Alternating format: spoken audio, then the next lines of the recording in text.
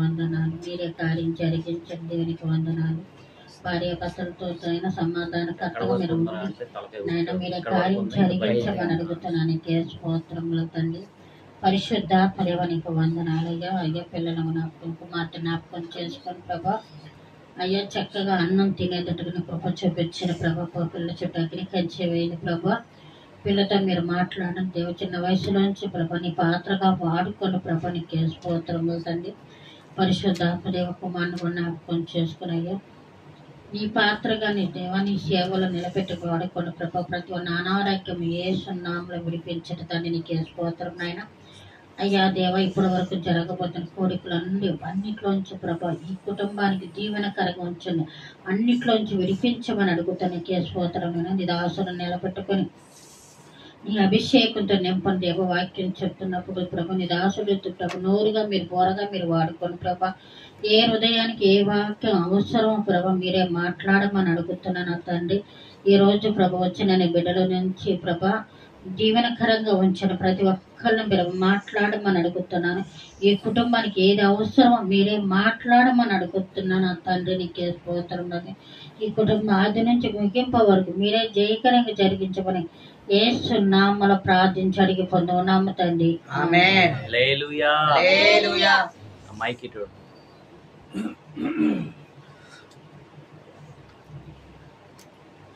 హల్లెలూయా. ఈ రాత్రికాల సమయంలో మరి ఈ ఫ్యామిలీ బ్లెస్సింగ్ ప్రేయర్కి వచ్చిన మీ అందరికీ నా హృదయపూర్వకమైన వందనాలు తెలియపరుస్తున్నా. అందరికీ వందనాలండి.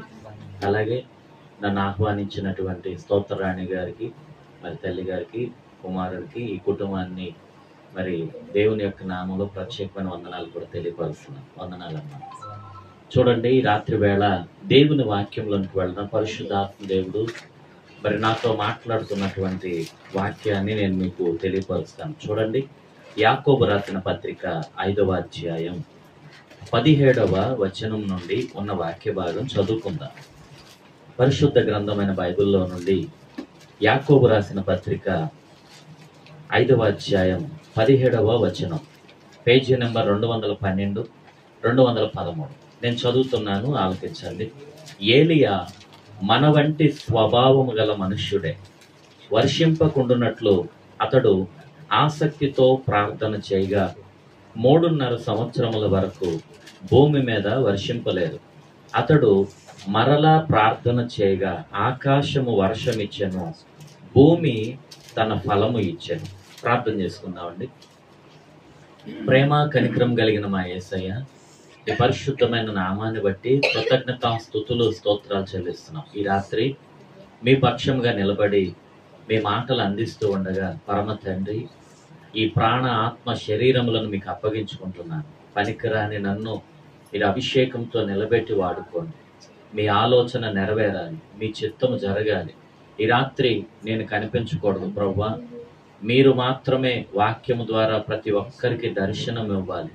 ప్రత్యేకంగా ప్రతి ఒక్కరిని దీవించమని, ముఖ్యంగా ఈ కుటుంబంలో ఉన్న ప్రతి ఒక్కరిని కూడా బ్లెస్ చేయమని, వ్యతిరేకతను, ఆటంకాలు, అభ్యంతరాలు కలగచేసేటువంటి సాతాను యొక్క ప్రభావం అంతటిని యేసు నామములో కాల్చివేయండి, లయపరచండి. మీ సన్నిధిని, పరలోక ఆనందమును, సంతోషమును ఇక్కడ వచ్చిన ప్రతి ఒక్కరికి, కుటుంబానికి మీరు దయచేయమని యేసు పరిశుద్ధమైన నామములో అడుగుచున్నాము తండ్రి. ఆమేన్. హల్లెలూయా. మరొక్క మారు గట్టిగా స్తోత్రం చెప్పండి. హల్లెలూయా. చాలండి. చూడండి, వాక్య భాగంలో మనం చూస్తున్నప్పుడు ఏలియా మన వంటి స్వభావం గల మనుష్యుడే. చూడండి, అందరు నా వైపు చూడాలి. ఏలియా మన వంటి స్వభావం గల మనుష్యుడే. ఈ వాక్యములో ఏలియా కనబడుతున్నాడు. ఏలియా చేసే పనులు కూడా కనబడతాయి. చాలా జాగ్రత్త ఉంటే ఏలియా ఒక ప్రవక్త అన్నమాట. దేవుని యొక్క దాసుడు, దైవ సేవకుడు. దేవుడు చెప్పిందల్లా చేసి దేవుణ్ణి సంతోషపెట్టినటువంటి ఒక గొప్ప ప్రవక్త అండి. దేవుని ఆత్మ చేత నడిపించబడ్డాడు. దేవుని ఆత్మ చేత పరుగెత్తాడు. దేవుని ఆత్మ ద్వారా ఎక్కడికి వెళ్ళమంటే అక్కడికి వెళ్ళాడండి. చివరికి ఒకానొక రోజు కృంగిపోయినప్పుడు దేవుని ఆత్మే అతని దగ్గరికి వచ్చి, దేవుని దూత అతని దగ్గరికి వచ్చి అతన్ని బలపరిచి, ఇదిగో నీవు నీ శక్తికి మించిన ప్రయాణం ఉందని చెప్పి తెలియపరిచి బలపరిచి నడిపించినటువంటి ఒక గొప్ప దైవ సేవకుడు ఎవరైనా ఉన్నారంటే ఏలియా అన్నమాట. హల్లెలూయా. ఏలియా గారు చాలా జాగ్రత్త ఉంటే ఏలియాను నా వైపు చూడాలి. ఏలియాను ఎలాగ గుర్తుపట్టవచ్చు? ఏలియాకి గుర్తు ఏమిటయ్యా అంటే మీ చేతిలో ఉన్నటువంటి ఈ వేలు ఎందుకు చూపిస్తారు? దేనికి గుర్తు అంటే ఖచ్చితంగా ఎదుటి వ్యక్తిని జాగ్రత్త అని తెలియపరచడానికే చూపిస్తారు. గద్దించడానికి కావచ్చు, లేకపోతే బెదిరించడానికి కావచ్చు, ముక్కుసూటిగా మాట్లాడడానికి కావచ్చు. జాగ్రత్త అని ఈ వేలు ఎలాగైతే గుర్తుగా ఉంటుందో, ఏలియా అనేటువంటి ఈ ప్రవక్తను మనం జ్ఞాపకం చేసుకున్నప్పుడు ఈ ప్రవక్త చాలా ముక్కుసూటిగా మాట్లాడేవాడు అన్నమాట. అవతల వ్యక్తి రాజు అవ్వచ్చు, అధిపతులు అవ్వచ్చు, గొప్ప గొప్ప వాళ్లే అవ్వచ్చు, కానీ ఏలియా ఎవరికి భయపడేటువంటి వాడు కాదు. ఏలియా సర్వశక్తి కలిగినటువంటి దేవునికి భయపడేటువంటి ఒక గొప్ప దైవ సేవకుడు. హల్లెలూయా. దైవ సేవకుడు కావచ్చు, విశ్వాసి కావచ్చు, లేకపోతే గొప్ప ధనవంతులు కావచ్చు, పేదవారు కావచ్చు, మనం అందరం కూడా సృష్టికర్త అయినటువంటి మనం ఆరాధిస్తున్నటువంటి యేసుక్రీస్తు ప్రభువుల వారికి ఎల్లప్పుడూ కూడా భయభక్తులు నిలపవలసిన వారుగా ఉండాలి. హల్లెలూయా. ఏ మనుష్యునికి భయపడటం కాదు. మనిషి అయితే పై రూపాన్ని హింస పెడతాడు, మనిషి అయితే హృదయ అంతరంగాల్ని మాటలతో హింసిస్తాడు. కానీ మనుషులకు భయపడటం కాదు, కానీ నీ దేహాన్ని నీ ఆత్మను కూడా తీసుకువెళ్ళి అగ్నిలో పడవేయగలిగిన సర్వశక్తిమంతుడైన దేవునికి భయపడండి అని వాక్యం చెప్తుంది. హల్లెలూయా. ఎవరికి భయపడాలండి? మనం దేవునికి భయపడాలి. ఈ దైవ సేవకుడు దేవుని యందు భయభక్తులు కలిగిన దైవజనుడు. దేవునికి స్తోత్రం. ఇలాంటి ఈ గొప్ప ప్రవక్త అంట ఎలాంటి స్వభావంతో ఉన్నాడు? మన వంటి స్వభావము గల దైవజనుడు. దేవునికి స్తోత్రం. అంటే మనలాంటి స్వభావమే అతనిలోనూ ఉందంట. అతనిలో ఒక ప్రత్యేకత అంటే ఏమి లేదు. నీకులాగా నాకులాగా ప్రార్థన చేస్తాడు, నీకులాగా నాకులాగా ఒక్కొక్కసారి కోపం వస్తుంది, ఒక్కొక్కసారి కృంగిపోయినాడు, ఒక్కొక్కసారి అలసిపోయినాడు. అతనికి కోపం వస్తే నేనే కనుక దైవజనుణ్ణి అయితే అగ్ని దిగి వచ్చి ఇప్పుడే నిన్ను నీ పనివారం అంతటిని కాల్చివేయాలి అంటే ఆయన మాట ప్రకారంగా పరలోకం నుండి అగ్ని దిగి వచ్చింది, సేవకుల్ని పనివారిని సైతం కాల్చివేసిందండి. సేవకులని దైవ సేవకులు కాదు, సైనికులు. హల్లెలూయా. అంటే ఇతను చూడండి ఎట్లాగా బ్రతుకుతున్నాడంటే దేవుడు చెప్పింది తప్పితే మరొక పని చేయడు. నువ్వు వెండి ఇస్తానన్నా, నువ్వు బంగారం ఇస్తానన్నా లోబడడు. దేవుని యొక్క భక్తికి మాత్రమే, దేవుని యందు భయభక్తులకు మాత్రమే ఇతడు విధేయత చూపించేటువంటి దైవ సేవకుడు. దేవునికి స్తోత్రం. దేవుని ప్రజలారా, ఎవరైనప్పటికీ ఏ సంఘం వారైనప్పటికీ కూడా మనం అందరం కూడా భయపడవలసిన దైవ సేవకునికి కాదు, గాని సర్వశక్తి గల దేవునికి భయపడాల. హల్లెలూయా. ఎందుకంటే విడిపించాలన్నా ఆయనే, నడిపించాలన్నా ఆయనే, నిలబెట్టాలన్నా ఆయనే, నేర్పించాలన్నా ఆయనే, హెచ్చించాలి అన్నా ఆయనే. హల్లెలూయా. ఆయన సామాన్యుడు కాదు. ఇంత సామాన్యమైనటువంటి స్వభావం కలిగినటువంటి ఈ వ్యక్తిని దేవుడు ఎంత గొప్పగా వాడుకున్నాడో, ఎంత గొప్పగా దీవించాడో ఒక మాటలో చెప్పాలి అంటే మరణమే చూడకుండా కొనిపోబడ్డాడండి. హల్లెలూయా. మరణం చూడకుండా వెళ్ళిపోయినటువంటి వారిలో ఈయన ఎవరు? రెండో వాడు. మొట్టమొదటిగా మరణమే చూడకుండా దేవుడు ఒక వ్యక్తిని తీసుకుని వెళ్ళిపోయాడు. ఎవరంటే హానోకు. ఎంత గొప్ప మాట అండి. దేవునితో నడిచినటువంటి బిడ్డల్ని దేవుడు వదిలిపెట్టడు. ఆమేన్. హల్లెలూయా. ఈ రాత్రికాల సమయంలో నువ్వు ఎవరిని ఆరాధిస్తున్నావో నాకు తెలియదు, కానీ నిజ రక్షకుడు అయినటువంటి నీ కోసం ప్రాణం పెట్టినటువంటి దేవుని యందు భయభక్తులు కనుక నీవు నిలిపావు అంటే, ఆయనకు లోబడ్డావంటే, ఆయన యందు విశ్వాసము కనుక ఉంచితే ఆయన నిన్ను విడనాడే దేవుడు కాదండి. ఎన్నడూ ఎడబాయకుండా నిన్ను నిశ్చయముగా నడిపించే దేవుడు, తోడుగా నిలబడే దేవుడు ఆయన. దేవునికి స్తోత్రం. ఇలాంటి ఒక స్వభావం కలిగినటువంటి ఈ దైవ సేవకుని ద్వారా దేవుడు ఎంతటి కార్యాలు చేశాడు అంటే, ఏలియా ఒక రోజు అంట ప్రార్థన చేయటం మొదలు పెట్టాడంట. ప్రార్థన చేసి, ప్రభువా ఈ ప్రాంతం అంతా కూడా, ఈ దేశంలో వర్షం పడకుండా ఆఫ్ చేసేన ఆయన అని ప్రార్థన చేశాడంట. దేవుడు ఈ ఒక్క దైవ సేవకుడు ప్రార్థన ఆలకించి దేశం అంతటికి వర్షం లేకుండా ఆఫ్ చేసేసాడండి. ఇదేంటండి, ఒక్కడి కోసం ఇంతమంది ప్రజలను దేవుడు బాధపడతాడా? ఒక్కడి మాట వింటాడా దేవుడు అంటే? నిజంగా వింటాడు దేవుడు. నీవు దేవునికి ఇష్టడు అయితే, దేవునికి ఇష్టురాలు అయితే నీ ప్రార్థన ఆయన ఆలకిస్తాడండి. హల్లెలూయా. ఆయన నీ ప్రార్థన త్రోసివేయడు, నిన్ను విడిచిపెట్టాడు. దేవునికి ఇష్టడుగా ఉన్నాడు. ప్రభువా ఎక్కడికి వెళ్ళమంటావు? ఏలియా కెరీతు వాగు దగ్గరికి వెళ్ళి అక్కడ నువ్వు నివాసం చేయి, ఆ వాగు నీరు నువ్వు తాగు. ప్రభువా వాగు నీరు నేను తాగుతాను అన్నాడు. నువ్వు భోజనం చేయటానికి కాకోలమునకు, కాకులకు నేను ఆజ్ఞాపిస్తాను అంటున్నాడండి దేవుడు. దేవుడు ఆ మాట చెప్తే ప్రభువా నీళ్లు తాగాల, కాకులు తీసుకొచ్చిస్తాయా, ఎట్లా ప్రభువా అనేటువంటి ఆలోచనలు మనకుంటాయి. కానీ దైవ సేవకుడు చూస్తే, ఏలియా చూస్తే దేవుని మీద నమ్మకం, దేవుని యందు విశ్వాసం, వేరొక దాని గురించి పట్టించుకోలేదు. మనమైతే ఇహలోక విచారములన్నిటినీ ఒకదాని వెంట ఒకటి వెంటనే ఆలోచన చేస్తాం. అమ్మా ప్రార్థన ఉంది, మీరందరూ రావాలి, అలాంటి రోజు ప్రార్థన ఉందా అంటే ఆ రోజు సెలవు పెట్టుకోవాలా, ఒకవేళ పనికి వెళ్తే ఇంత జీతం వస్తుంది, ఒకవేళ ఉద్యోగానికి వెళ్తే సెలవు కట్ అవ్వకుండా ఇలా ఉంటుంది అని చెప్పి మనమైతే ఇహలోక సంబంధమైన ఐహిక విచారములన్నిటినీ ఒక్కసారి జ్ఞాపకం చేసుకుంటాం.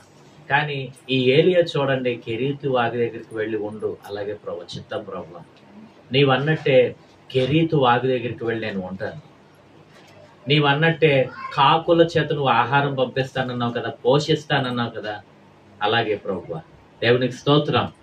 దేవుడు నీకు నచ్చిన మాట చెప్పినా, నీకు నచ్చని మాట చెప్పినా, దేవుని చిత్తాన్ని ఇష్టపడితే గనక నువ్వు నీ భవిష్యత్తు ఎంతో ఆశీర్వాదకరంగా ఆయన ఉంచుతాడండి. హల్లెలూయా. దేవుని యొక్క చిత్తము ఒక్కొక్కసారి మనకు ఇష్టాన్ని కలిగించు, అయిష్టంగా ఉంటుంది. ప్రభువా ఏంటి నాయన దీవిస్తానన్నావు కదా, పరిస్థితి ఏంటి ఇట్లాగా మార్చావో, ప్రభువా హెచ్చిస్తానన్నావు కదా, ఏంటి నాయన వీళ్ళందరూ కూడా నన్ను పక్కన పెట్టేసినట్టు చేసేసావు ఏంటి అన్నట్లుగా ఉంటుంది. ప్రియమైన సహోదరి సహోదరులారా, నేను ఒక సాక్ష్యాన్ని చెప్తాను. పరిశుద్ధాత్మ దేవుడు జ్ఞాపకం చేస్తున్నాడు. ఒకానొక రోజు మెస్సియా పెంతెకోస్తు సంఘం అనేటువంటి ఒక సంఘంలో రక్షించబడ్డాము. ఆ సంఘం తరఫున పరిచర్య స్టార్ట్ చేయడానికి ఒక పోర్షన్ అనేది తీసుకొని ఉన్నాం.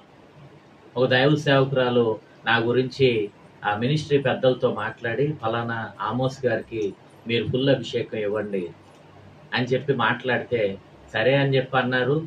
ఆ మీటింగ్లోకి సభల్లోనికి పిలిచారు. పిలిచి నన్ను, దైవ సేవకుని యొక్క కుమారులు వాళ్ళందరినీ కూడా కూర్చోబెట్టారు. అందరినీ కూడా పేరు పేరున పిలిచి అభిషేకించారు. కానీ నన్ను మాత్రం పక్కన పెట్టేశారు, పిలవలేదు, అభిషేకం ఇవ్వలేదు. మరి నేనేమనుకోవాలి? ప్రభువా ఏమిటి నాయన, నీవు నన్ను ఏర్పాటు చేసుకోలేదా? నువ్వు నన్ను ఎన్నుకోలేదా? ఎందుకు ఇలాగా నలుగురిలో ఈ అవమానం అని చెప్పి చాలా బాధపడ్డాను. కానీ ఒకరు చాలా వేదన పడ్డాను. ప్రార్థన చేశాను. ఎంత కష్టమైన దేవుని యొక్క సేవను నేనే ప్రారంభించిన. ఏ సేవకుడు వచ్చి ఇక్కడ సంఘం స్టార్ట్ చేసి ఎవరు నాకు అప్పగించలేదు. పునాది నుండి కూడా పరిశుద్ధాత్మ దేవుడు నన్ను వాడుకొని పరిచర్య ప్రారంభించడానికి కృప చూపించాడండి. సంవత్సరం తిరిగింది. వచ్చే సంవత్సరం మీటింగులు, అదే మీటింగులకి మరలా వెళ్ళాను.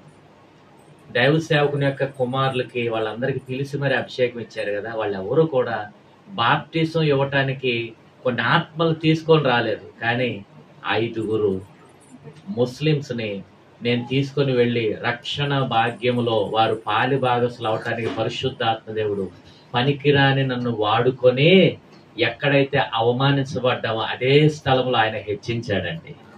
హల్లెలూయా. ఆశ్చర్యపోయారు.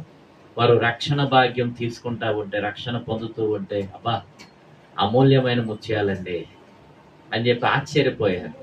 నీ దేవుడు నిన్ను విడిచిపెట్టే దేవుడు కాదు, ఆయన మాట ఇచ్చి నెరవేర్చే దేవుడు అండి. హల్లెలూయా. ఏలియా కెరీతు వాగు దగ్గరికి వెళ్ళమన్న దేవుడు ఆ కెరీతు వాగు ఎంతకాలం నీరివ్వాలో సమకూర్చింది కూడా దేవుడే. హల్లెలూయా. కెరీతు వాగు దగ్గర కాకుల చేత నేను నిన్ను పోషిస్తాను, ఆహారం పంపిస్తాను అంటే కాకులు ఆహారం పట్టుకొచ్చేస్తాయా? పట్టుకుపోతాయా? చూడండి ఎంత విచిత్రం అంటే దేవుడు చేసే కార్యాలు విచిత్రంగా ఉంటాయి. మనం తినటానికి పెట్టుకున్నటువంటి ఆహారాన్ని కాకులు ఎత్తుకుపోతాయి, తీసుకొచ్చేవో. కానీ దేవుడు ఏం చేస్తాడు అంటే బిగబట్టేటువంటి ఎత్తుకుపోయేటువంటి వాళ్ళ చేతినే దేవుడు అవే చేతులతో ఇప్పించే దేవుడు కూడా. హల్లెలూయా. ఎవరైతే నీ దగ్గర తీసుకున్నారో ఆ చేతులే నీకు ఇవ్వబోతున్నాయి. ఆమేన్ చెప్పరేంటి? హల్లెలూయా. అంటే వద్దా మీకు? దేవుడు సమస్తాన్ని చేయగలడు.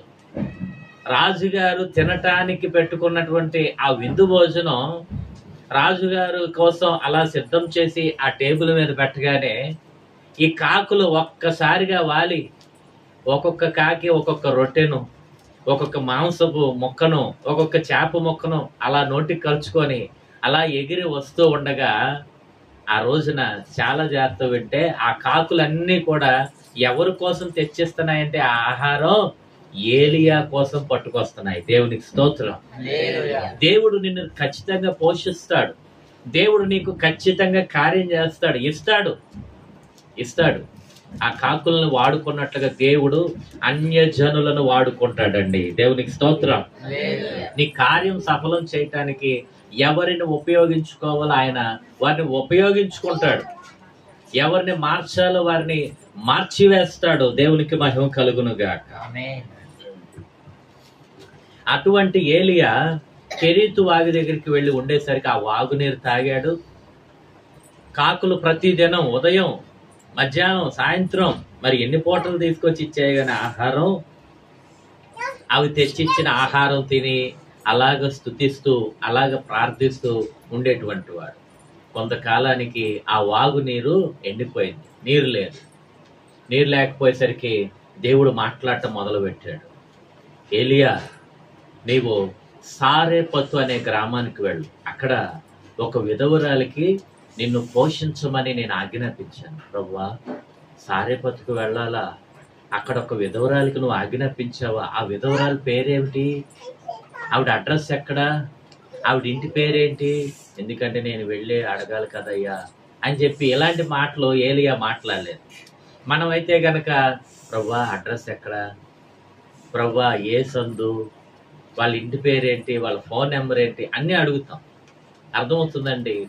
దేవుని యందు విశ్వాసం ఉంచినటువంటి ఏలియా వలె మనము కూడా దేవుని యందు విశ్వాసం ఉంచి పని ప్రారంభించినట్లయితే ఆయన మన కార్యం సఫలపరుస్తాడండి. హల్లెలూయా. మన కార్యాన్ని సఫలపరిచే దేవుడు ఆయన. ఈ రాత్రికాల సమయంలో ఈ వాక్యాన్ని ఆలకిస్తున్నటువంటి నీకే ఈ మాటలు. ఏలియాను సారెపత్ అనే గ్రామానికి వెళ్ళాడు. ఏలియా ఆ ఊరి గవిని దగ్గరికి, ఊరి పొలిమేరల్లోనికి ఏలియా వెళ్ళేసరికి ఒక ఆవిడ అంట చక్కగా పొలలు ఏరుకుంటుందంట. పొలలు ఏరుకోవడానికి వచ్చిందంట అమ్మగారు. ఏలియా, అమ్మా కొంచెం నేను త్రాగటానికి నీరు తీసుకురండి అని అడిగాడు. ఆ విధవరాలు ఆ అమ్మాయి ఇతడు దైవ సేవకుడు, దేవుని ప్రవక్త అని గుర్తుపట్టి ఆమె ఏం చేసిందంటే మారుమాకుండా నీరు తాగడానికి పొలలు ఏరుకుంటుంది కదా, ఆ పని పక్కన పెట్టి దైవ సేవకుడు చెప్పిన పని ప్రకారం చేయటానికి పూనుకుంది. హల్లెలూయా. దేవుని ప్రజల ఎన్నో పనులు ఉంటాయి, కానీ అన్ని పనులు దేవుని పని ముఖ్యమని గుర్తుపట్టండి.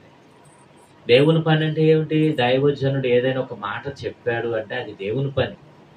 అందులో దీవెన ఉంటది. దేవునికి స్తోత్రం. అందులో ఆశీర్వాదం ఉంటదండి. అందులో బ్లెస్సింగ్ ఉంటుంది. ఈ దైవ సేవకుడు చెప్పిన పని చేయటానికి ఆ సారెపతు విధవరాలు వెళ్తా ఉంటే మరలా పిలిచాడు. అమ్మా, నేను తినటానికి ఏమైనా తీసుకోనరా అన్నాడు. ఆ విధవరాలండి, ఆ అమ్మాయి అక్కడికక్కడే ఏడ్చేసింది, కన్నీరు కారుస్తూ అంటుంది, దైవజనుడా, దేశమంతా ఎలాంటి పరిస్థితి ఉందో నీకు తెలుసు కదా, దేశం అంతా ఎలాంటి పరిస్థితి ఉంది? నీరు లేదు, వర్షం లేదు, దేశంలో కరువు, ప్రజలు ఆహారం కోసం అలమటిస్తున్నారు, విలవిల్లాడిపోతున్నారు. ఘోరమైనటువంటి కరువు. మరి తినటానికి నా ఇంట్లో ఏమీ లేదు. ఈ రోజే లాస్ట్, కాస్త బుడ్డిలో కాస్త నూనె ఉంది, గిన్నెలో కాస్తే పిండి ఉంది. ఈరోజు ఆ 2 అప్పాలు 2 రొట్టెలు చేసుకుని నా పిల్లలకి ఇచ్చి తిని, ఇంకా ఈ సాయంకాలంతో మేమేమైపోతామో కూడా తెలీదు. అలాంటి పరిస్థితి ఉంది. నువ్వేమో నా దగ్గరికి వచ్చి నా పిల్లలు తినేటువంటి ఆ రొట్టె ముక్కలు నువ్వు అడుగుతున్నావే, న్యాయమా? చూడండి, తన పరిస్థితి తాను చెప్పుకుంటుంది. ఈ రాత్రి వేళ నీ పరిస్థితి ఎట్లా ఉందో నాకు తెలియదు, కానీ దేవుడు, దైవజనుడు, దేవుని వాక్యం చెప్తున్నట్లుగా దశంభాగమ్మా నువ్వు తీయి, కృతజ్ఞత కానుక అయ్యా నువ్వు ఇవ్వు, ఈ పని నిమిత్తం నువ్వు ముందుకు రావాలి, నీ పిల్లల దేవుని సేవకు ఇవ్వాలి, నీ ఆస్తిలో బాగా ఇవ్వాలి అని దేవుడు, దైవజనుడు, దేవుని వాక్యం ఏదైనా నీతో మాట్లాడుతున్నట్లయితే ఆ పని చేయటానికి సణుక్కొనక గొణుక్కొనక దేవునికి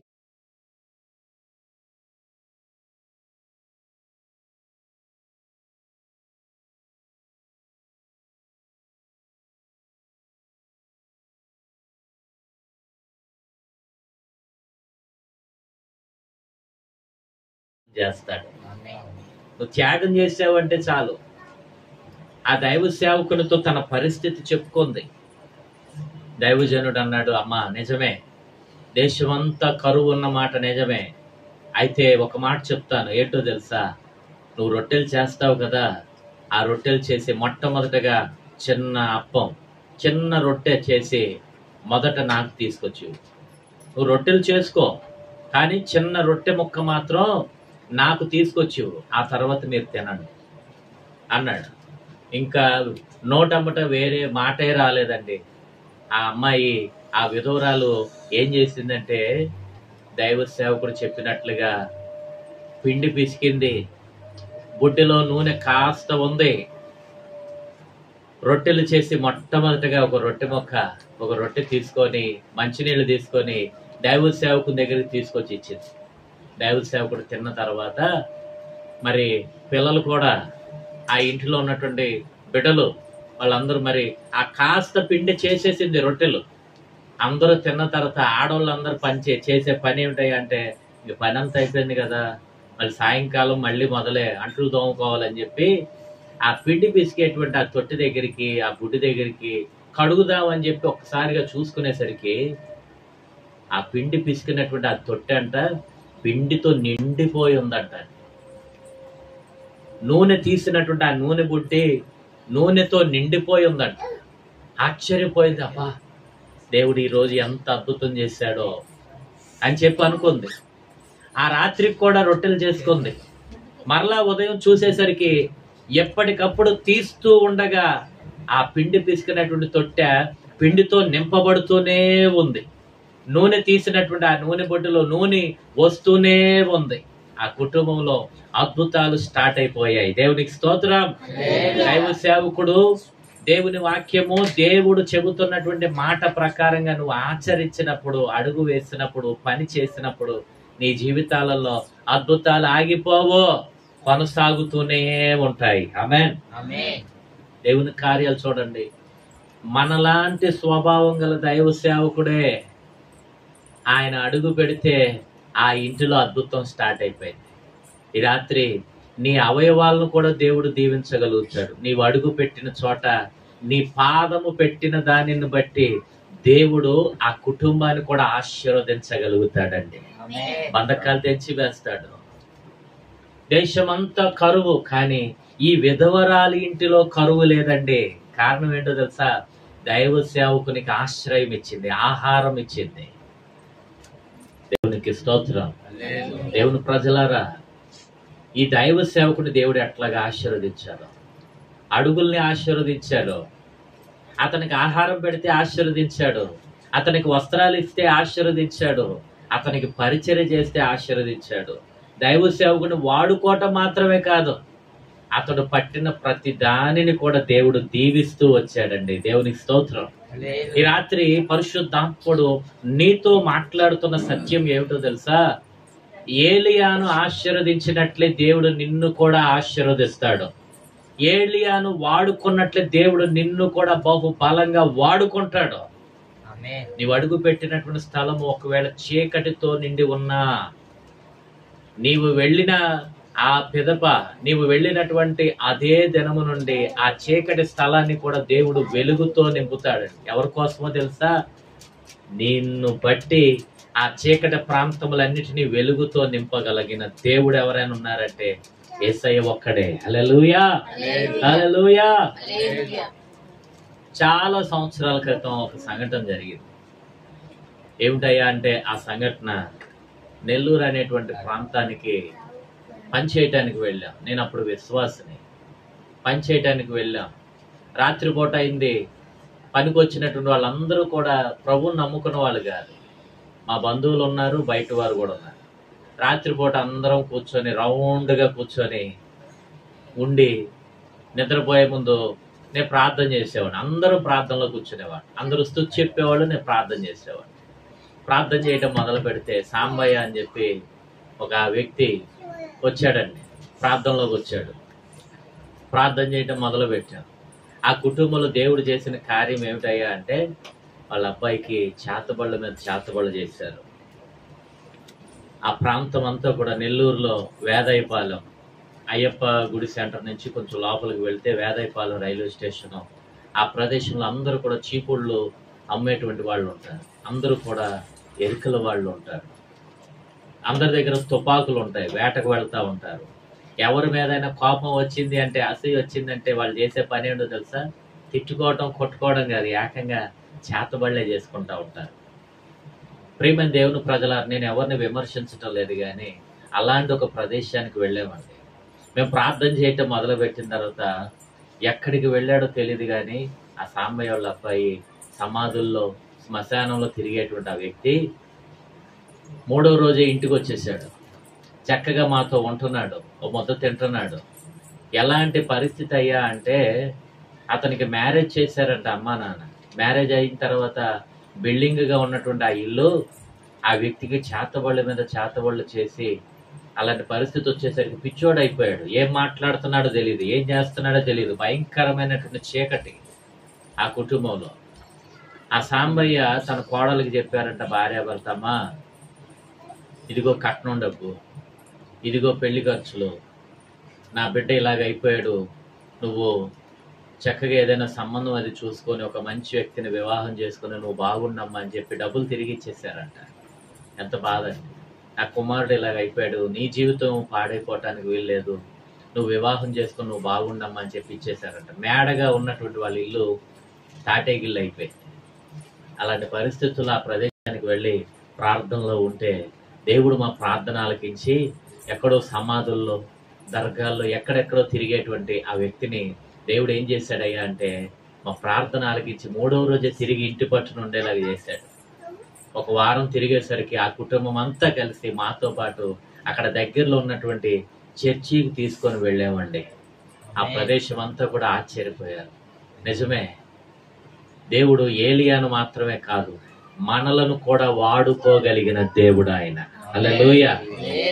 ఏలియాను ఆశీర్వదించడం మాత్రమే కాదు, మన ప్రార్థన కూడా ఆలకించి బంధకాల్లో ఉన్న ప్రజలను విడిపించి వారిని ఆశీర్వదించగలిగిన దేవుడు యేసయ్య. ఈ రాత్రికాల సమయంలో నీ ప్రార్థన వినబడటం లేదు, నీ పరిస్థితులు మారటం లేదు అని ఒకవేళ నీవు అనుకుంటూ ఉన్నావా? ఇదిగో ఈ రాత్రి ఈ వాక్యము నీకే. ఏలియా మన వంటి స్వభావం కలిగిన మనుష్యుడే. ఏలియాను వాడుకోలేదా దేవుడు? అట్లాగే నిన్ను కూడా వాడుకుంటాడు. నీ ప్రార్థన ఆలకిస్తాడు, నీ కార్యం సఫలపరుస్తాడు, నీ కుటుంబాన్ని కడతాడు, నీ జీవితాన్ని ఆశీర్వాదకరంగా మారుస్తాడండి. దేవునికి స్తోత్రం. ఆశీర్వదిస్తాడు యేసయ్య. ఏలియాను వాడుకోవడం మాత్రమే కాదు, నిన్ను నన్ను కూడా వాడుకొని అనేక కుటుంబాలకు ఆశీర్వాదకరంగా మారుస్తాడండి యేసయ్య. నమ్మండి, విశ్వాసం ఉంచండి దేవుని యందు. దేవునికి స్తోత్రం. ఇంకా ఏలియాను దేవుడు ఎట్లా వాడుకున్నాడంటే, కొంతకాలం అయింది, ఏలియా నీవు లేచి ఇదిగో ఆహాబు రాజు దగ్గరికి వెళ్ళు అన్నాడు. ఏలియా బయలుదేరి వెళ్ళాడండి. ఆహాబు దగ్గరికి వెళ్ళాడు. ఇదిగో ఎంత కాలం మీరు రెండు తలంపుల మధ్య ఉంటారు. యెహోవాయే దేవుడైతే ఆయన ఆరాధించండి, బయలు దేవుడైతే ఆయన్ని ఆరాధించండి. రండి కర్మెలు పర్వతం దగ్గరికి రండి, బయలు ప్రవక్తల్ని అందరిని కూడా తీసుకొని రండి అని చెప్పి ఒక సవాలు విసిరాడండి. దేవుడండి ఎంత ధైర్యం ఉండాలి, ఎంత విశ్వాసం ఉండాలి దేవుని మీద అలాంటి ఒక సవాలు విసరాలి అంటే. నేను అంటాను దేవునికి సమస్తము సాధ్యమే. హల్లెలూయా. ఏలియా చెప్తా ఉంటాడు, నేను ఎవరి సన్నిధిలో నిలవబడి ఉన్నానో ఆ యెహోవా జీవము తోడు అంటాడు. ప్రతిసారి ఇదే మాట మాట్లాడతాడు. నువ్వు రాజు అయితే అవ్వచ్చు, కానీ నేను ఎవరి సన్నిధిలో నిలవబడి ఉన్నానో తెలుసా? రాజులకే రాజు, ప్రభులకే ప్రభు, సర్వాధికారం కలిగిన దేవుని సన్నిధి నా చుట్టూరు ఉన్నది. హల్లెలూయా. రాజుగారి దగ్గరికి వెళ్ళాడా? రాజుగారి దగ్గరికి వెళ్తున్నాడు ఏలియా అని చెప్పి దేవుడు భయపడిపోయి దేవుని సన్నిధి దూరం చేసేస్తాడు అనుకుంటున్నారా? రాజుగారి దగ్గరికి వెళ్తున్నాడు ఏలియా, అమ్మో రాజు దగ్గరికి నేను రాకూడదు అని చెప్పి దేవుడు ఏమైనా దూరంగా వెళ్ళిపోతాడు అనుకుంటున్నారా? మనం విగ్రహారాధికులతో మాట్లాడుతూ ఉన్నప్పుడు దేవుడు ఏమైనా దూరంగా ఉంటాడు అనుకుంటున్నారా?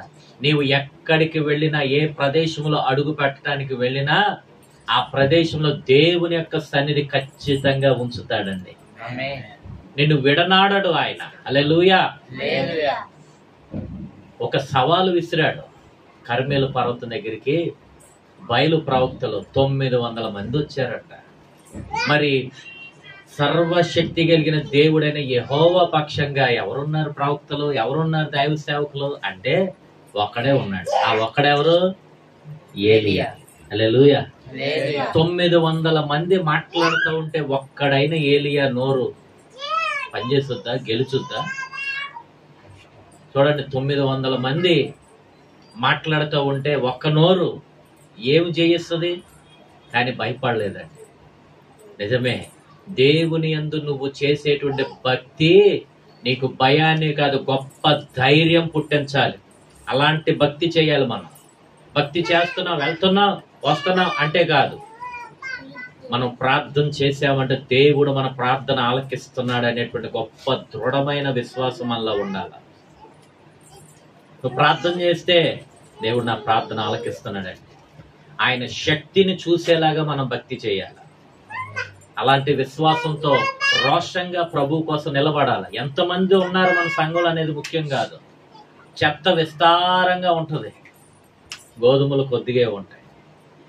ఒక బలమైనటువంటి గాలి రాగానే చెత్త చెదారం అంతా ఒక్కసారిగా ఆ గాలికి కొట్టుకొని వెళ్ళిపోద్ది, కానీ గట్టి గోధుమ గింజలు నిలబడతాయి. చెత్తను చూసి మనం వెళ్ళకూడదు సంఘాలకి. చెత్త చెదారాన్ని చూసి, పొట్టును చూసి పరుగులెత్తకూడదు. దేవుని బట్టి అడుగులు ముందుకు వేయాలండి మనం. హల్లెలూయా. దేవుని బట్టి అడుగులు ముందుకు వేయాలి. యేసుక్రీస్తు ప్రభు వారి కంటే గొప్ప దైవ సేవకుడు ఎవరున్నారు ఈ భూమి మీద? యేసయ్య కంటే గొప్ప ప్రవక్త ఎవరున్నారు ఈ భూమి మీద? ఆయన 3.5 సంవత్సరాలు సువార్త ప్రకటిస్తే ఎంతమంది అయ్యారు తెలుసా? 12 మంది అపోస్తలుని ఏర్పాటు చేశాడు. 12 మందే అపోస్తలు. ఆయన పట్టుకోగానే ఆ 12 మందిలో చాలా మంది చెదిరిపోయారు.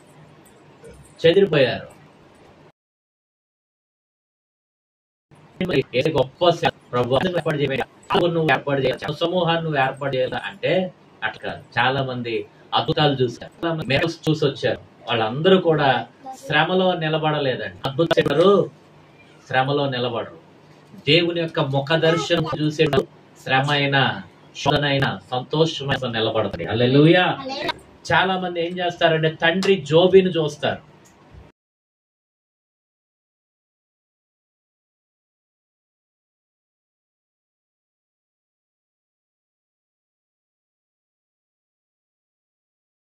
తండ్రి చేతినే చూస్తారు. ఇంకొంతమంది ఏం చేస్తారయ్యా అంటే తండ్రినే చూస్తారు. ఈ డబ్బులు నాకొద్దు, నాకు నువ్వే కావాలన్నట్లుగా ప్రయత్నిస్తారు. దేవా, ఏమి ఉన్నా లేకున్నా నీవు నాకు కావాలనేటువంటి ప్రేమ, అలాంటి భక్తి దేవుని బిడ్డలు చేసినప్పుడు ఎంతటి ఎడారి ప్రాంతమైన, ఎంతటి అగ్నిగుండమైన దేవుడు మన కోసం నిలబడతాడండి. అది అలాంటి భక్తి చేయాలి, అలా దేవుని ప్రేమించాలి.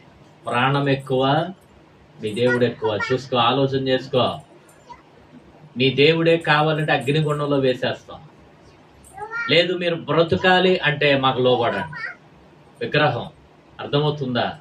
దేవుని వాక్యాన్ని బట్టి ప్రపంచంలో ఒకానొక రోజు ఒక విగ్రహం నిలబెట్టబడుతుంది. ఆల్రెడీ ప్రపంచంలోనికి వచ్చింది ఆ విగ్రహం. ఏంటో తెలుసా? AI విగ్రహం.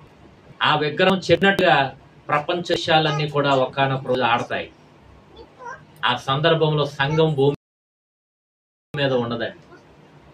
పరిశుద్ధుల సమూహాన్ని సర్వోన్నతుడైన ఆ దేవుడు ఆయన తీసుకొని వెళ్ళిపోతాడు. హల్లెలూయా.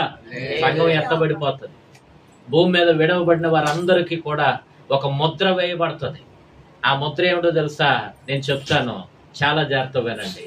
డాక్టర్ గారి దగ్గరికి వెళ్ళినప్పుడు డాక్టర్ ఏం టెస్ట్ చేస్తాడయ్యా అంటే మొట్టమొదటిగా ఈ చేతిని ఇక్కడ పట్టుకుంటాడు, అలాగే నుదుటి దగ్గర ఇలా చూస్తాడు, టెంపరేచర్ చూస్తాడు అనమాట.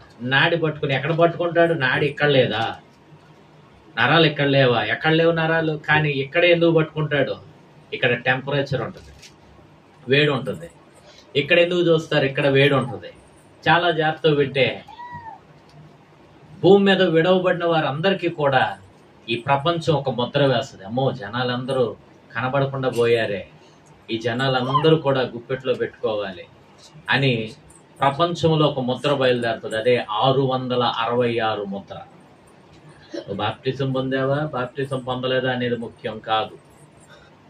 నువ్వు మనిషివైతే ఖచ్చితంగా నీకు ముద్ర వేస్తారు. ఆ ముద్ర, ఆ చిప్ ఎక్కడ పెడతారు తెలుసా? ఒకటి ఇక్కడ వేస్తారు ఆ ముద్ర, లేకపోతే ఇక్కడ వేస్తారు. ఇప్పటికే సాఫ్ట్వేర్ ఎంప్లాయీస్ కి చాలా డిపార్ట్మెంట్లో, చాలా కంపెనీస్ లో ముద్ర వేయించుకోమని అడుగుతున్నారంట. చిప్, చిన్న చిప్పు. ఇదిగో మీ శరీరం చిప్ అడుగుతున్నారంట. చాలా మంది వేయించుకోవట్లేదు, చాలా మంది, కొంతమంది అయితే వేయించేసుకుంటున్నారు. ఎక్కడ వేస్తున్నారు తెలుసా? ఆ చిప్పు ఇక్కడ వేస్తున్నారు, లేకపోతే ఇక్కడ వేస్తారు. ఎందుకో తెలుసా? ఇవాళ రోజున ఫోన్ పేలో మనం స్కాన్ చేస్తున్నాం QR కోడ్. అలాగే మిషన్ తో మనిషిని స్కాన్ చేసినప్పుడు డేటా మొత్తం వచ్చేస్తుంది. దేవుని పిల్లలారా, చాలా జాగ్రత్తగా ఉండాలి. శద్రకు, మేషకు, అబేద్నెగోలు విగ్రహానికి లోబడలేదు, సాగిలపడలేదు. సర్వశక్తి కలిగినటువంటి దేవుణ్ణి మేము ఆరాధిస్తామని చెప్పి ఎదిరించి నిలబడ్డారు. ఆ ముగ్గురిని కూడా అగ్నిగుండంలోనికి విసిరేశారు, తోసేశారు. ఆ అగ్నిగుండంలో కూడా సర్వశక్తి కలిగిన దేవుడు వారితో ఉండి వారిని కాపాడాడండి, నడిపిస్తున్నాడండి. దేవుని కోసం అలాంటి రోషముతో కూడిన భక్తి చేసినప్పుడు రోషము గల దేవుని బిడ్డల కోసం రోషము గల దేవుడే నిలబడతాడు వారి పక్షంగా. హల్లెలూయా. దేవుడు నిలబడతాడండి, విడిచిపెట్టడు. రోషముతో ఏలియా ఒక సవాలు విసిరితే 900 మంది బయలు ప్రవక్తులు ఆ కర్మేలు పర్వతం దగ్గరికి వచ్చారు.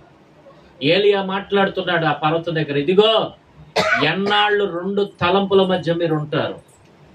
యెహోవాయే దేవుడైతే ఆయన ఆరాధన చేయండి, బయలు దేవుడైతే ఆయన ఆరాధన చేయండి. ఒక టెస్ట్ ఏంటో తెలుసా? ఇదిగో మాకు ఒక ఎద్దునవ్వండి, మీరు ఒక ఎద్దును తీసుకోండి.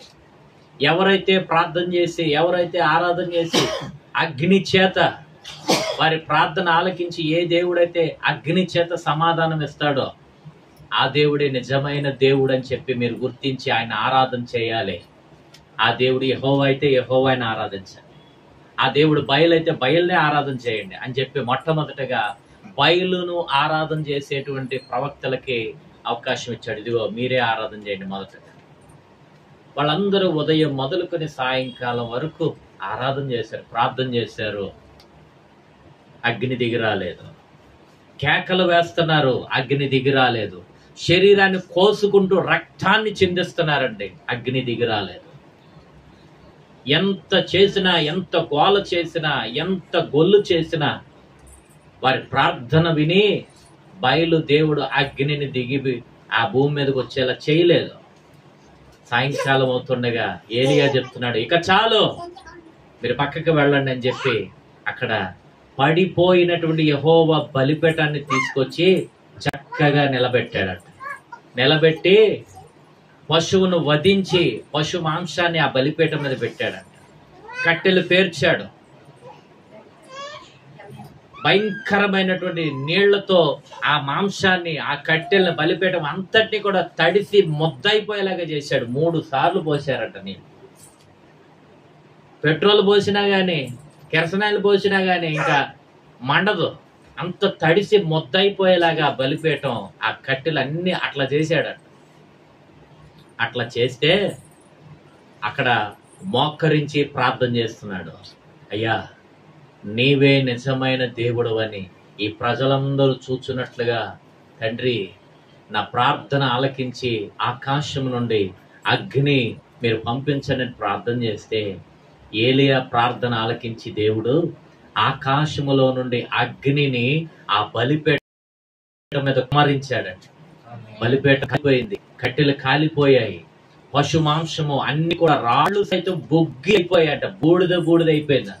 అంతగా ఆకాశము నుండి అగ్ని దిగి రావటం జరిగింది. ఇలా ప్రార్థన చేసినటువంటి ఆ గొప్ప దైవ సేవకుడు ఎలాంటి వాడో తెలుసా? మనలాంటి స్వభావం గల దైవజనుడేనట, మనిషి అనంట. అంటే ఏంటో తెలుసా?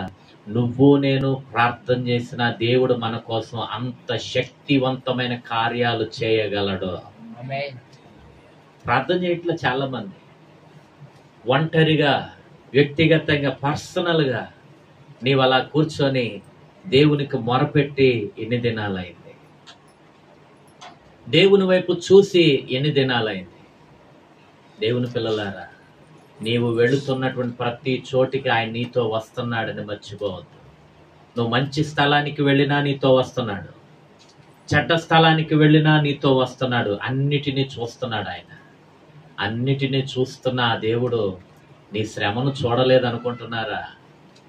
నీ సంతోషాన్ని చూడలేదనుకుంటున్నారా? కొంతమంది ఒక రకంగా ఉంటారు, సంతోషంలో దేవుని గణపరుస్తారు, దుఃఖంలో గణపరచరు. కొంతమంది వ్యత్యాసం, దుఃఖంలో దేవుని వైపు తిరుగుతారు, మేలు రాగానే దేవుని మర్చిపోతారు. అట్లా ఉండకూడదు. ఈ 2 గుంపులుగా మనం ఉండకూడదు. సంతోషమైన శ్రమయందైనను సంతోషమందైనను దేవుణ్ణి స్తుతించేవారిగా మనం ఉండాలి. హల్లెలూయా. లేని స్థితి అందైనను ఉన్నతమైన స్థితి అందైనను దేవుని కొరకు నిలబడాలండి. దేవుని బిడ్డలు కరువు వచ్చినా దేవుని కోసం నిలబడ్డాడు ఏలియా. వర్షం లేదు, తను ప్రార్థన చేస్తే వర్షం ఆగిపోయింది 3.5 సంవత్సరాలు. మరలా ఏలియా ఏం చేస్తున్నాడంటే మోకరించి ప్రార్థన చేయటం మొదలు పెట్టాడు. ఎక్కడో సముద్రము దగ్గర నుంచి ఒక చిన్న మేఘం అలా స్టార్ట్ అయిందంట. అలా పైకి రావటం చూశాడంట శిష్యుడు. అలా మేఘాలు స్టార్ట్ అయ్యి మరలా ఏలియా ప్రార్థన చేసిన తర్వాతే ఆ దేశం అంతా కూడా వర్షం స్టార్ట్ అయ్యింది. హల్లెలూయా. నువ్వు ప్రార్థన చేస్తే దేవుడిని ప్రార్థన ఆలకించాలా. నువ్వు ప్రార్థన చేస్తే దేవుడు నీ శత్రువును మార్చాలా, మిత్రుడైపోవాలా, స్నేహితుడైపోవాలా, నువ్వు చెప్పినట్లుగా వినాలా. అట్లాగా ఉండాలి నీ భక్తి. దేవునికి స్తోత్రం. అంతేగాని 2 తలంపులతో ఉండకూడదు భక్తి, 2 మార్గాలతో ఉండకూడదు భక్తి, 2 దారులతో ఉండకూడదు, 2 పడవల మీద కాళ్ళు వేసినట్టుగా ఉండకూడదు. ఒక పడవ చిల్లు పడవ, ఒక పడవ మంచి పడవ. మంచి పడవ ఎవరో తెలుసా? యేసయ్య. చిల్లు పడవ ఎవరో తెలుసా? లోకం, లోకాధికారి సాతాను, యుగ సంబంధమైనటువంటి దేవత. ఖచ్చితంగా ఒకరోజు ఆ పడవ మునిగిపోతుంది. జాగ్రత్త. వాక్యంలో చెప్పబడుతుంది, పర్వతములారా, పడలారా, మమ్మల్ని కాపాడండి. ఆ రోషము కలిగినటువంటి దేవుడైన యెహోవా ఉగ్రత దినాన మమ్మల్ని కాపాడండి. అయ్యో, ఆ దేవుని ఉగ్రతకు మేము తట్టుకోలేము. ఎవరైనా మమ్మల్ని కాపాడేవారు ఉన్నారని చెప్పి ప్రాకులాడతాయంట. ఈ రోజున ఆ దేవునికి మనం ఎంత భయపడుతున్నాం, ఎంత విధేయత చూపిస్తున్నాం, ఎంత విశ్వాసం ఉంచుతున్నాం. ఒక్కసారి జ్ఞాపకం చేసుకోండి. మనం దేవునికి లోబడాలండి. దేవునికి లోబడు వారలారా, దేవుని యందు విశ్వాసం ఉంచిన వారలారా, మీకే ఈ వర్తమానం. ఏలియా మన వంటి స్వభావం కలిగిన మనుష్యుడే. ఆ మనుష్యుడు దేవుని కోసం నిలబడితే ఎంత గొప్ప గొప్ప కార్యాలు చేశాడండి ప్రభు. తన శక్తిని చూపించాడు, తన ప్రభావాన్ని కనపరిచాడు, తన మహిమను కనపరిచాడు. ఆ వర్షం వచ్చిన తర్వాత ఏలియాకు ఒక సవాలు యెజెబెల్ దగ్గర నుంచి. ఏటా సవాలు? రేయ్, ఈ రోజున మా వాళ్ళందరినీ నువ్వు చంపేసావు కదా, రేపటి దినాన ఇదే సమయానికి నువ్వు ప్రాణంతో లేకుండా నిన్ను చంపేస్తానురా అని చెప్పి ఒక భయంకరమైనటువంటి సవాలు. ఆ సవాలు వినబడినప్పుడు ఏలియా భయపడిపోయాడు, కృంగిపోయాడు. ప్రాణం మీద తీపి, ప్రాణాపేక్ష గలవాడై పారిపోయాడు. పారిపోయి ఎక్కడో ఒక చోటకి వెళ్ళిపోయి ఒక చెట్టు కింద ఉండి ఇలా ప్రార్థన చేశాడు. అయ్యా, ఇంకా చాలయ్యా, నా ప్రాణాన్ని తీసేసుకో అని చెప్పి వేదనతో ప్రార్థన చేశాడండి. ప్రార్థన చేసి అలాగా నిద్రపోయాడు, మత్తులోనికి వెళ్ళిపోయాడు, నిద్రపోయాడు. ఒక సమయం వచ్చింది, యెహోవా దూత అతన్ని తట్టి లేపుతుంది. ఏలియా, లే, ఇదిగో ఈ ఆహారాన్ని తిను అని చెప్పి కట్టెల మీద కాల్చినటువంటి ఆ రొట్టెల్నిచ్చింది. ఏలియా తిని పడుకుని పోయాడు. మరలా ఒక సమయం వచ్చింది, యెహోవా దూత అతన్ని తట్టి లేపుతుంది. ఏలియా, లే, నీవు నీ శక్తికి మించిన ప్రయాణం ఉంది, లేచి ఆహారం తిను. ఆ ఆహారాన్ని తిన్నాడు ఏలియా. ఆ ఆహార బలము చేత ఎంతగానో ఒక దిన ప్రయాణం అంత దూరం, ఒక రోజు నడిచాడో 3 రోజులు నడిచాడో, ఇంకా ఆహారం లేదు, ప్రయాణం చేశాడు. ఒకరోజు ఏలియాతో దేవుడు మాట్లాడుతున్నాడు. ఏలియా, ఇదిగో రేపటి దినాన నేను నిన్ను కొనిపోబోతున్నాను. ప్రభువా, ఇంతవరకు చాలు, నా ప్రాణం తీసేసుకున్నావు కదా.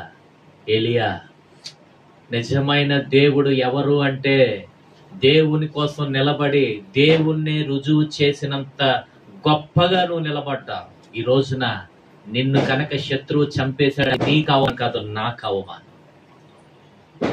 ఏలియా దేవుడే నిజమైన దేవుడు చెప్పి రుజువుపరిచాడు కదా. ఒకరోజు ఆడు ఏలియా, ఆ దేవుడు ఏలియాని ఏం చేశాడు తెలుసా? యెజెబెలుకి అప్పగించేశాడు రా. యెజెబెలు చంపేసింది, అతని దేహాన్ని ఖండాలుగా నరికి కాకులకి గెద్దలకి వేసేసింది. వాళ్ళ దేవుడు వాళ్ళకి కాపాడలేకపోయాడు రా అని చెప్పుకుంటారు జనాలు. ఎవరికి అవమానం? దేవుని కోసం నిలబడినటువంటి నువ్వు దేవుని కోసం బ్రతకాల, అంతేగాని దెయ్యం చేతిలో పడిపోయి కృంగిపోయి విలవిల్లాడిపోయి అలా చనిపోయావు అంటే దేవునికి అవమానం. దేవుడు ఏం చేశాడంటే, నువ్వు అడిగావు కదా నా ప్రాణం తీసేసుకొని, లేదు, అసలు మరణమే చూడకుండా నేను నిన్ను నా సన్నిధికి తీసుకెళ్ళబోతున్నాను. హల్లెలూయా. మరణమే లేదు. దేవుడు అతన్ని అంత గొప్పగా వాడుకున్నాడండి, నడిపించాడు. ఒకరోజు వచ్చింది ఏలియా కోసం అగ్ని రథములు, గుర్రములు పరము నుండి దిగి వచ్చాయండి. ఏలియాను తీసుకొని అలాగా దేవుని యొక్క సన్నిధానానికి ఏలియా ఎత్తబడి వెళ్ళిపోయాడు. ఒకరోజు రాబోతుంది, ప్రియ సహోదరి సహోదరుడా, దేవుని కోసం మనం బ్రతకాల, రోషముతో నిలబడాల. ఏదో పెళ్ళంటే మనము అటు తిరగడం కాదు, పండగ అంటే అటు తిరగడం కాదు, సంబరం అంటే అటు వెళ్ళిపోవడం కాదు, క్రిస్మస్ అంటే క్రిస్మస్ అని ఉదయం ఆరాధన సాయంత్రం బారు కాదు. చిన్నదానికే మనం పడిపోకూడదు.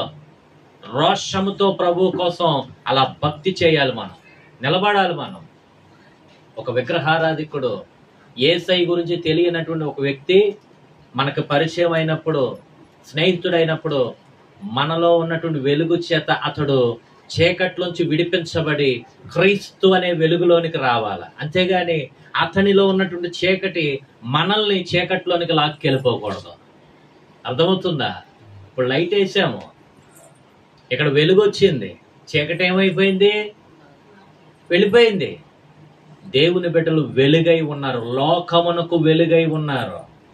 మీరు ఎక్కడ అడుగు పెడితే అక్కడ వెలుగండి. ఈ ఇల్లు వాస్తు బాగోలేదు, ఈ ఇంటికి వద్దు అనుకోవడం కాదు. నీవు వెలుగై ఉన్నావు.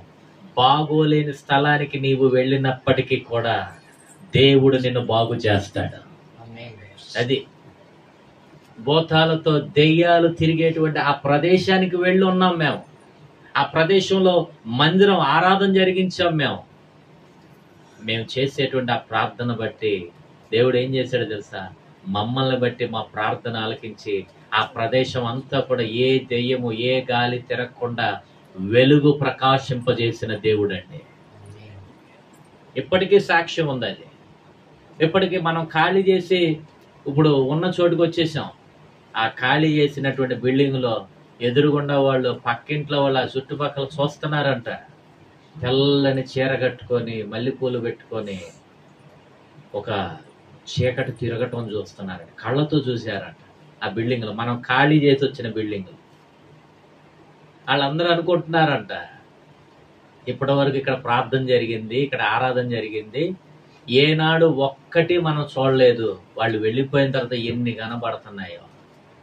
అర్థమవుతుందండి? అలాంటి చోట నీవు అడుగు పెట్టిన మనకెవరు తోడుగా ఉన్నారు తెలుసా? సర్వాధికారం కలిగిన దేవుడు మనతో ఉన్నాడండి. నువ్వు పట్టిన దాన్ని ఆయన ఆశీర్వదిస్తాడు. నువ్వు తలపెట్టిన కార్యం సఫలము చేస్తాడు.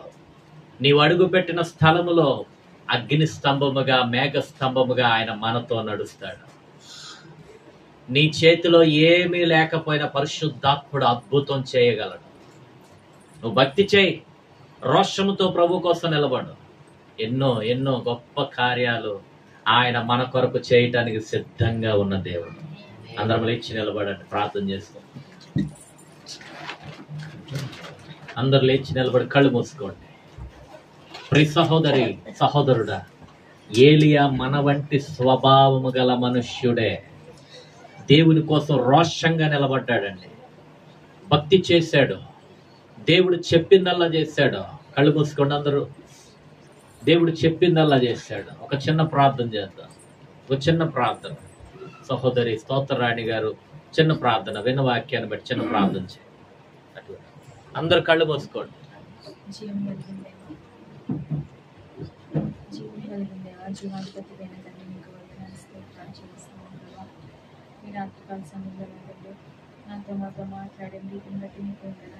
కళ్ళు మూసుకోవాలి.